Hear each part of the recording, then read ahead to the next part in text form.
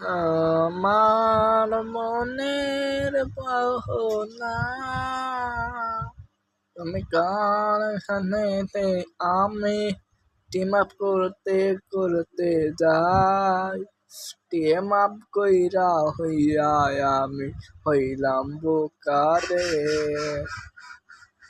Team up কইরা আমি হায় হায় হায়, আরে টিম আপ কইরা হয়, আরে ভোটার নয়, এখন আমি যাইলাম বোকার মতন জুনে জুনে যে মরে গেলাম।